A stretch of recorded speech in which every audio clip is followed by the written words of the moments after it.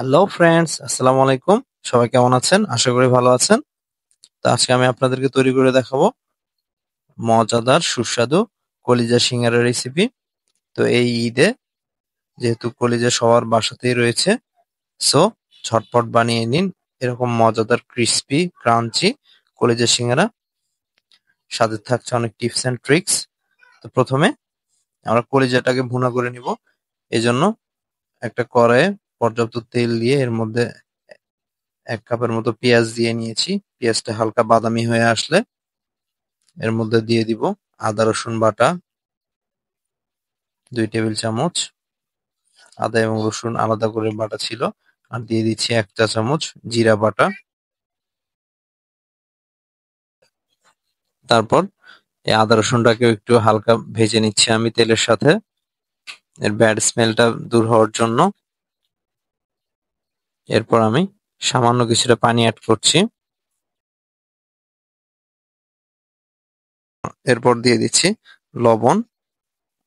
আপনার পরিমাণ মতো লবণ ইউজ করবেন। এরপর দিয়ে দিলাম মরিচের গুঁড়া, দিয়ে দিচ্ছি হলুদ গুঁড়া, এরপর দিয়ে দিচ্ছি জিরার গুঁড়া, ভাজা জিরার গুঁড়া। এরপর দিয়ে দিচ্ছি গরম মসলার গুঁড়া। দিয়ে মশলাগুলোকে একটু ভুনে নিব আমরা। এরপর এতে অ্যাড করব সিদ্ধ করে রাখা কলিজা। কলিজাটাকে আমি আগে থেকে সিদ্ধ করে রেখেছিলাম। এখন হালকা ৪-৫ মিনিট একটু মশলার সাথে ভুনে নিয়ে তারপর আমরা পানি এড করব। পানিটা খুব বেশি এড করতে হবে না, যেহেতু কলিজাটা আগে সিদ্ধ করা রয়েছে। এরপর ঢাকনা দিয়ে ঢেকে ৮-১০ মিনিট সিদ্ধ করে নিয়েছি। এরপর দিয়ে দিচ্ছি আমি ১/২ কাপের মতো কাঁচা পেঁয়াজ।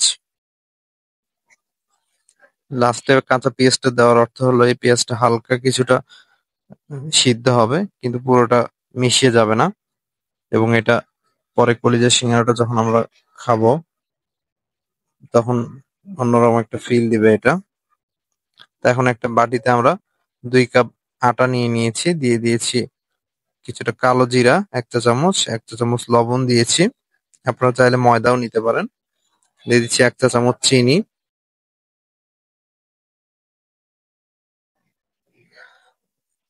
এবার দিয়ে দিচ্ছি ৩ টেবিল চামচ তেল।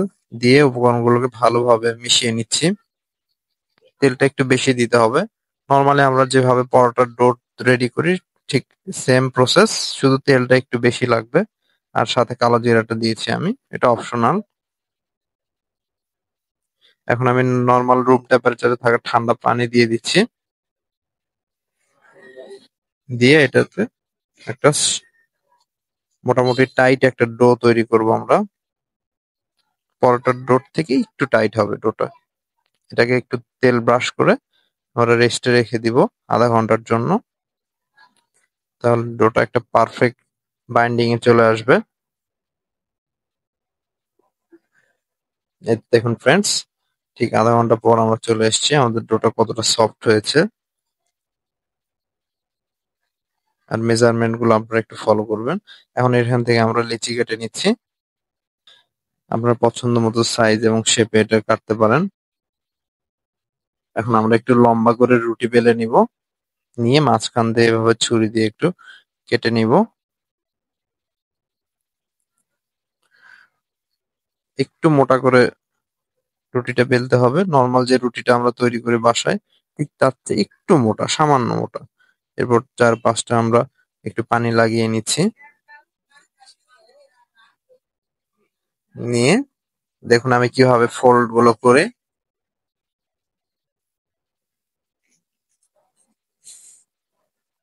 এবার আমাদের যে কলিজার যে পুরটা রেডি করে রেখেছিলাম সেটা এর মধ্যে দিয়ে দিচ্ছি।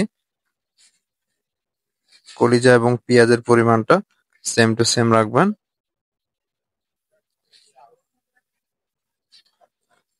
দেখুন আমি কিভাবে ভাঁজটা দিলাম। এরপরের ২ প্রান্তটা আবার এভাবে জোড়া লাগিয়ে দিতে পারেন।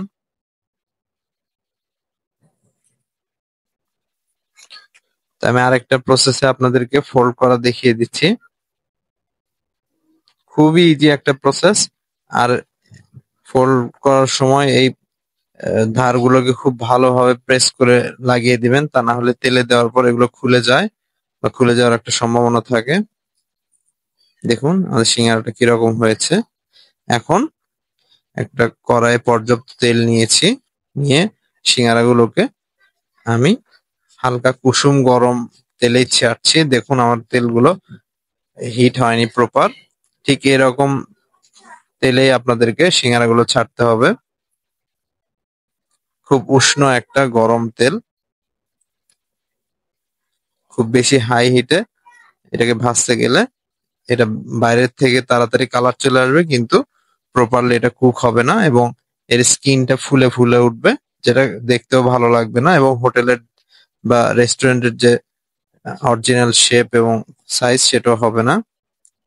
দেখুন আমি সুন্দর করে মাঝারি আঁচে সিঙ্গারাগুলোকে ভেজে নিয়েছি, এখন উঠিয়ে নিচ্ছি এগুলোকে।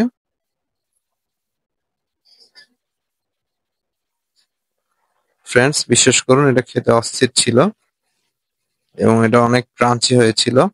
দেখুন এর কালার কম্বিনেশনটা কত সুন্দর এসছে। তো ফ্রেন্ডস এই কুরবানির ঈদে অবশ্যই বাসায় ঝটপট তৈরি করে নেবেন এই কলিজা সিঙ্গারাটা। যেহেতু আমি ডো তৈরি থেকে শুরু করে কলিজা ভুনা সবকিছুই করে দেখিয়েছি, সো একটু লং হয়েছে ভিডিওটা, সো ডোন্ট মাইন্ড।